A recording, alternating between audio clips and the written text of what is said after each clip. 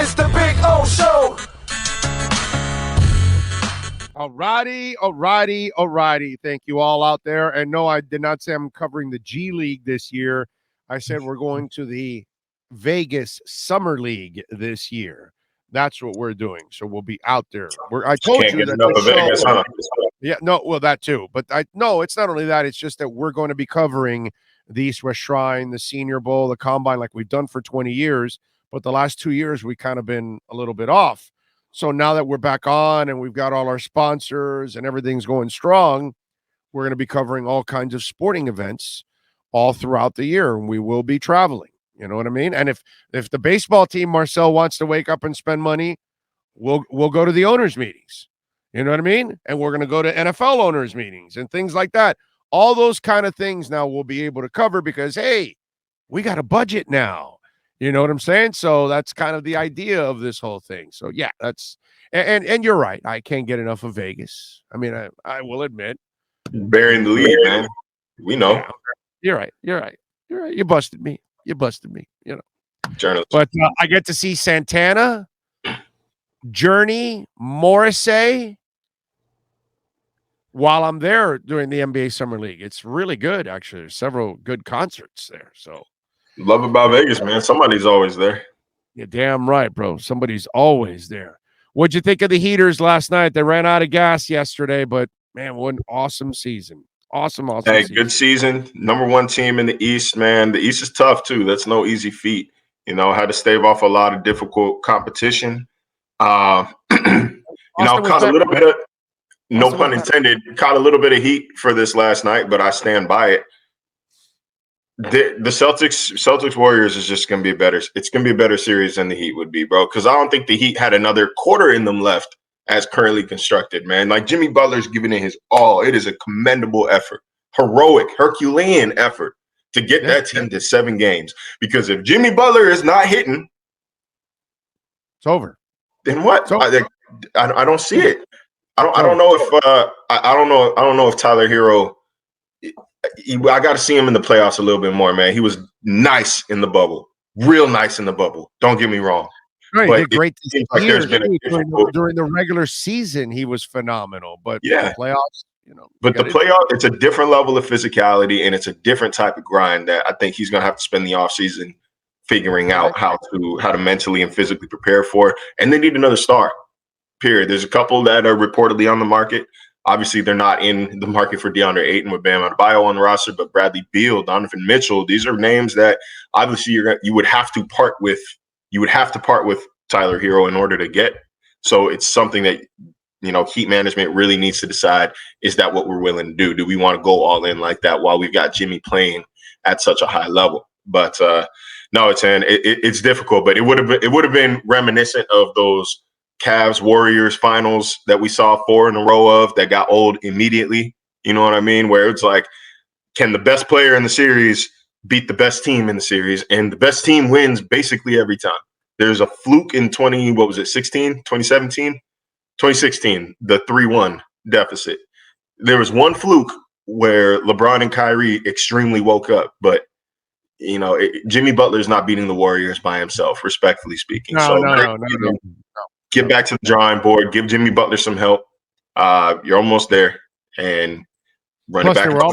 Plus, they were all injured, dude. PJ, man, the Celtics are they're physical, man. Yeah. It was just they were all screwed up already at that point. There was I didn't even think they were going to make it through Game 6, bro. I mean, what happened in Game 6 was a miracle of all miracles that Jimmy just did what none of us thought he could do at that point, and somehow or another he just found a way, man, which was just impressive as hell. All right, let's get into a little Dolphins. Are you expecting anything now during this dead period that we're going to get into in a couple of weeks? Not necessarily. Obviously there's been chatter on the JC Treader front from outside the facility for the past couple months now. I don't know if I'd necessarily expect that right now, especially with the new staff in place and opportunity for everybody to start on the ground floor. It'd be a weird move for a vet to willingly miss OTAs, or willing at least not be on the roster for OTAs. But I wouldn't expect anything necessarily major. I think that the roster we see right now is more or less what we're going to see in training camp and what we're going to see in the regular season. We still got 3 practices that are available to the media remaining: Wednesday, Thursday, and then next Tuesday. We'll see what we can take away from these non-padded kind of light-ish practices. But again, OTAs, minicamp, it is not worth it. They're one of those things where you don't want to overanalyze. Like, the only way that somebody stands out is if they're on an extreme end of the spectrum, or they look like Kyle Lowry. Yeah, tough break, man. Tough break. On paper, that team should have been a lot better, but well, no, I mean, I'm just saying he was completely out of shape. So I'm just saying he's just, I'm just saying that's what would stand out to me in a non-padded practice. Oh, that dude's out of shape. That dude's wearing a sleeve. That dude's limping around. That guy's only doing individuals. That's right. That's what you're looking at. Yeah, and even then, it's not. I don't want to say that these aren't important, but they're not worth the. It's not worth writing War and Peace on. It's not worth writing an entire. It's not worth diving too far into. And I say this with a grain of salt because it's my job to dive into these things. But no, OTA's minicamp. It's a chance for them to just get up to speed. Like, you're being realistic. It's mental reps for the players is what it is. So that way, when they come back to training camp, it's like, yo, dude, you ran that play 15 times in May. Well, how do you not know that play right now in August? So that's what that is for. Definitely rip you an ass for not paying attention during the offseason, because when you get to training camp, you ran all these damn plays already. You're supposed to know them, So it's exactly. Training camp is from go. Ain't no ramp up in training camp. You know what I mean? Like, it's time to prep. The season's right here. So this is just like a way for them to say, all right, let's make sure that your brains haven't been turned off completely for too long. You got to start the car in the garage a little bit. You got to let it run for a little bit. Can't just let it collect dust for months. You got to make sure that gears are still turning, still lubed up. I don't know cars that well, but you know the analogy I'm going for here. So that's all this is. It's just they're turning on that 70s Challenger in the garage just to make sure that it don't sputter and spit up before the big show in a couple months. But we'll have a lot more. You sound like Gervonta Davis after the fight this weekend. I don't know if you're much into boxing, but Gervonta started off really slow. He's a badass, by the way, and he took down Rolly Romero. He knocked him out, and but he started really slow in the fight. He was like, when he in the press conference, he goes, "Man, I got to start jumping rope before I get to the ring, so I could get my body going." All that. I was too cold walking into the ring. He's a funny guy. You got to watch that the press conference. Gervonta he's next level, bro. He's next. I saw that. Are you much into boxing? I saw the knockout. I saw that Ryan Garcia wants to fight him in the fall. Yeah, and I'm interested in that fight. I might watch it somewhere. I know Cam is big into boxing, so might just pull up with him and see what he's doing. Yeah, but, we'll get him tomorrow on the show. But that was and he was great in the press conference. One guy goes to him, "Hey, Gervonta, a lot of people thought that Rolly was actually better than what people thought he was going to be in this fight. What do you think?" He goes, "No." The whole place just went. See, that's what I couldn't box, man. I couldn't box. Besides the fact that this is my moneymaker, man. I'm not getting punched in the face. But no. I mean, but also, I'm just not like, I can't get knocked out and then hear this man talk trash to me after I get knocked out. Because what am I going to do? Fight him again? Like, that's like I wouldn't be able to handle it, man. I would do something. Rolly thought he won every round. He goes, "We got to bring this back. I won every round here." And it's like, dude, really? You got knocked out, bro. Like, I don't care. That's the whole, what was the argument that Celtic or Heat fans were mad about here? Yeah. The Celtics winning every quarter. Who cares if you win every quarter? Yeah. Gervonta goes, "When you get knocked out like that, you don't deserve a rematch." He was good. He was a lot of fun in the press conference. I mean, it was a good fight. It was fun to watch Davis do his thing. By the way, Edge energy drink, delicious, smooth, and zero aftertaste. I tell you this all the time. Proud sponsors of our show and this segment. Support the folks that support us. the best energy drink on the planet. No aftertaste. Zero aftertaste. When I tell you zero aftertaste, 78 calories, you're going to love it, bro. So get it right there, myedgedrink.com. Use my code Big O. You can get 10% off at myedgedrink.com. Delicious, smooth, and zero aftertaste Edge energy drink. All right. What did you think about the Njoku deal?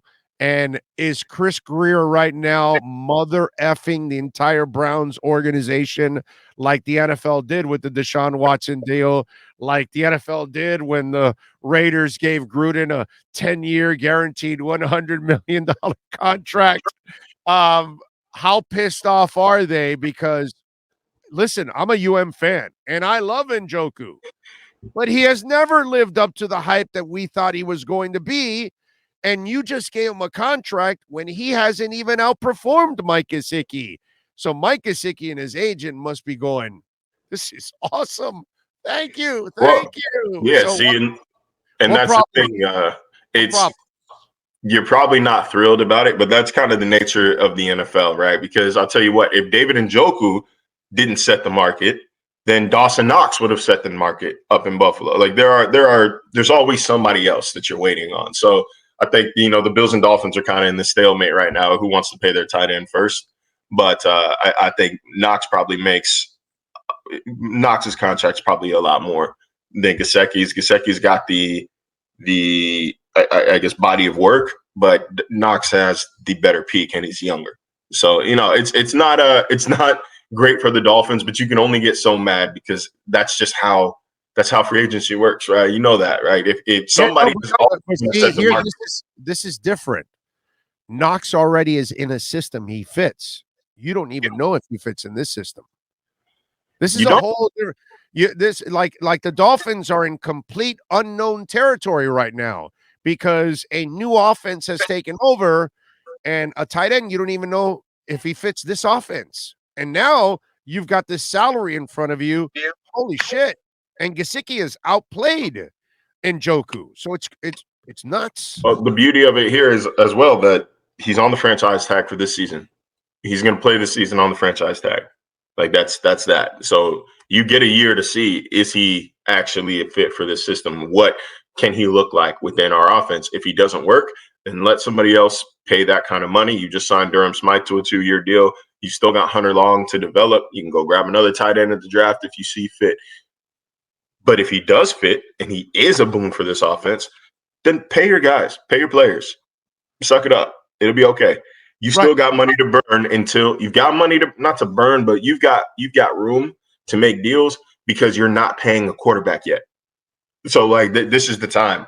Attack your window before you have to pay that quarterback or before you have to make that decision on paying a quarterback. So I think it's still like it might sting at first, like you might flinch, but it ultimately it's not that big of a deal for Miami because of the reasons I just said.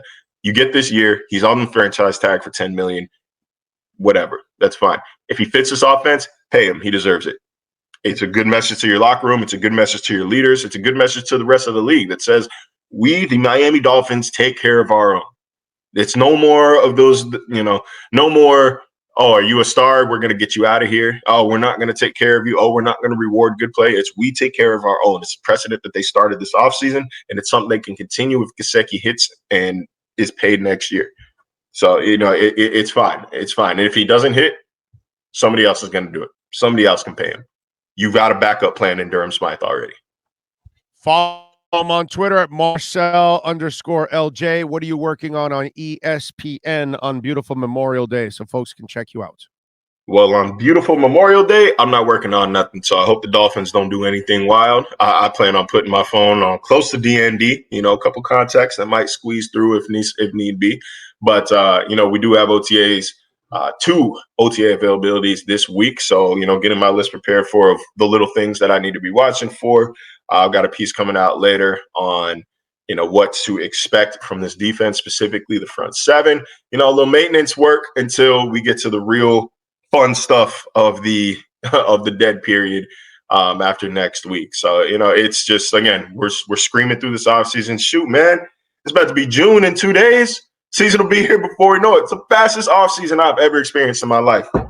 knock on wood. Fastest I've ever experienced in my life. Shout out to Miami for never being boring, man. Never boring. That's right. Next month, Vegas. Yeah. All right. For you. Follow him on Twitter at Marcel _ So I'll be in LJ. Vegas in August, bro. I can't even cap.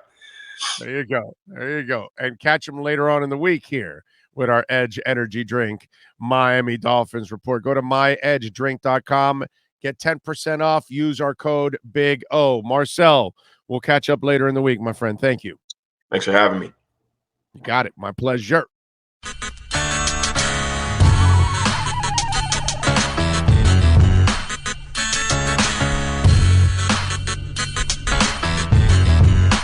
This is the Big O Show. This is the Big O Show.